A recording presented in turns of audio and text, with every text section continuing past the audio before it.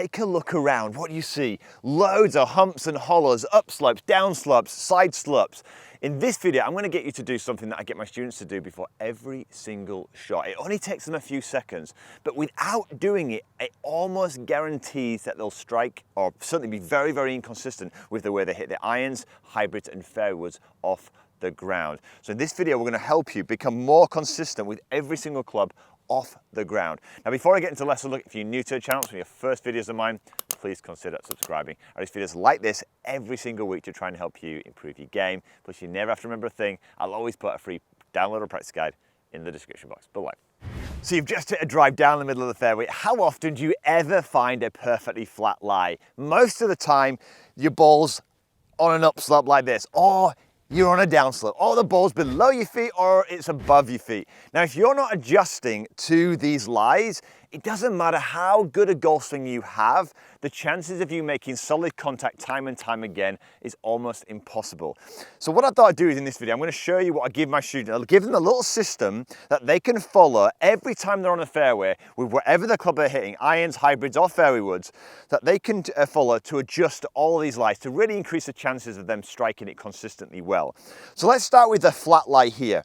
So standard, I've got an 8-iron in my hands here, standard position here. Ball is one club width, let's get myself lined up, one club width inside my lead heel. The only thing that changes with the longer clubs, you gradually get longer here, so ball looks way forward, but it's just inside the lead heel. Simple, right? Shoulder alignment is ultimately here fairly level. Trail shoulder's a little bit low. It's not like this and it's not like this. It's pretty level. Weight distribution, again, very, very even. There's nothing more complicated than that. Now that's setup, right? Problem is, if your ball lands just a few feet further forward, you've now found an upslope. And if you don't adjust to this, the chances of you making solid contact, regardless of how good a golf swing you put on it, are really, really slim. So let me give you the system that I get my players to kind of follow over and over again. So the first thing I get them to do, look, is this. They're on an upslope. We get the ball position the same to start with. I get them into the standard ball position first of all, and I get them to feel like they're in a standard setup. Then what I do is I get them to follow this simple rule. Ball favors higher foot, weight favors lower foot. So what I'm going to do now is this. The ball position at the moment is one club width, just on a standard line. Ball favors higher foot. I'm going to move the ball, one ball, further forward.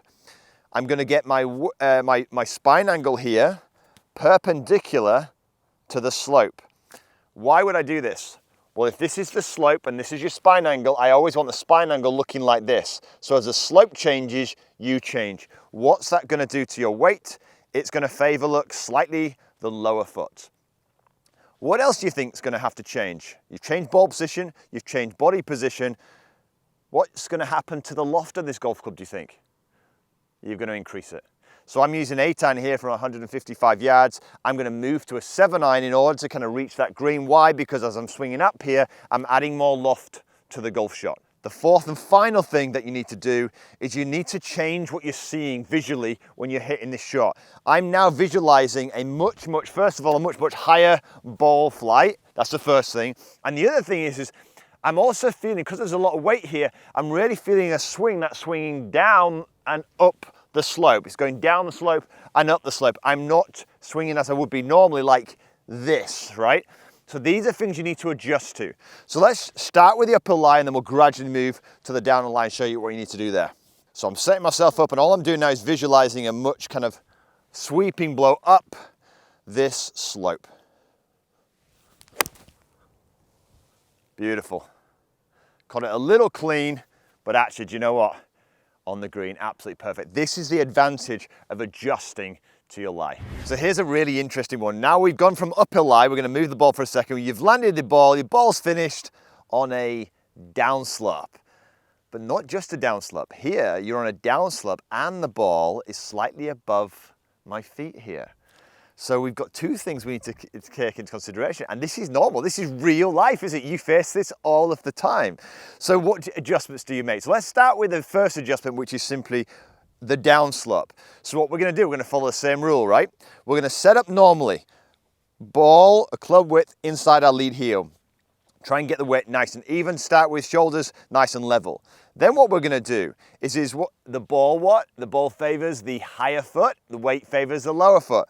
So what we're gonna do, we're gonna move, look, one ball towards our target. So ball's moved slightly towards the higher foot. We're gonna get a spine angle, look here, perpendicular now to the slope. What's that done to my weight now? It's moved my weight forward. What's it done to the loft of the golf club if we're swinging now this way and the weight's forward? My 8-iron now has turned into a 7-iron. What's going to happen? The ball's going to go low. It's probably going to go too fast. So what do you do with club selection on the downhill lie? You do the opposite. We move from 8-iron now to 9-iron and then hit the shot, right? So you've gone ball position, body position, club selection, and finally swing. What do we need to do with a golf swing? Well, it's the opposite, and this is the one that most people struggle with. When they're leaning in on the downslope, they know the ball feels it's going to go very, very low, so they try to help it up in the air. You have to trust this. Very important. You set yourself up. Swing up the slope now and down the slope, and I'm really following this slope here. This time, I'm going to visualize the complete opposite. The ball, I'm going to visualize a much lower trajectory finish. I'm going to finish a lot lower on this one here. Whereas I finished high on the previous one, I'm now going to finish low on the previous one, this one. These are things you need to pay attention to when you're on these sloping lies. But there's also one other spanner in the works with this shot, because it's not just on a downslope. It's also slightly above my stance. So we've got our setup, right? So we've got our setup here. We've moved that ball forward. We've got our weight forward, body in position. What I'm going to do now is this. When the ball's above my stance, it's closer to me. What I'm going to do, look, is I'm going to go down the grip to counter the fact that the earth, the ground, is closer to me. If I kept it at this height here, the chances of me striking the fat are increased, but also the lie angle of the golf club is affected as well. So I'm basically going down the grip now to cater for that. These are things, it sounds complicated to start with, but you've got to pay attention to them. So I'm in my setup position now, got my weight forward. I'm now going to kind of visualize a much lower trajectory shot, swinging up the slope, down the slope, staying down through the shot, not tempted to lift it up, down through the shot before we move on the next lie. And you can see there, low trajectory flight, comes in a little bit hotter, nice compressed shot. This is all these small little adjustments you need to make in order to kind of get used to these uphill and downhill lies. Let's move on to one tricky one now. Right, ball below feet. This one is a very tricky one for people to kind of adjust to. Now, again, let's follow the same system. Now here, we don't have to adjust, this is a fairly flat lie, but the ball's actually below our feet. So ball position remains the same. Our spine angle remains the same, but the ball's further away from us. So what we're going to do now is we're going to slightly widen our stance. Widening our stance simply gets us lower to the ground. We're going to make sure now, rather than going down the grip, we're going to make sure that we're right to the top of that grip here.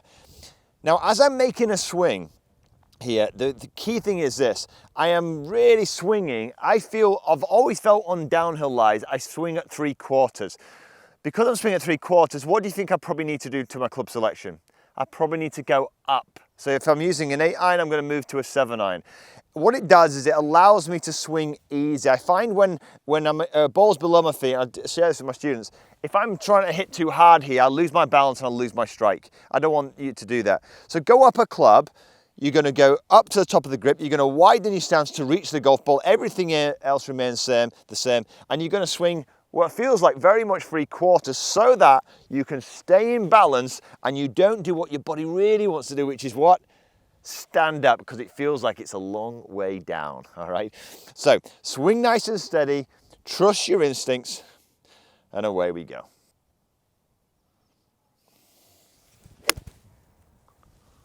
Beautiful.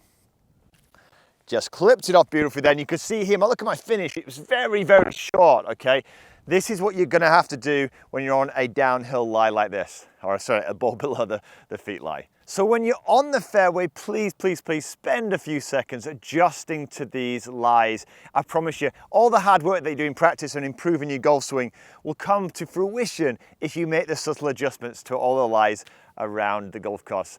So I hope you enjoyed this video. If you did, give it a thumbs up, maybe share it with one of your friends. And if you want to have some lessons on your driver, do check this video out right here. I'll put a free download practice guide with all of this in the description box below. I might even put like a PDF that you can take away with you, so you don't have to remember a lot of this stuff.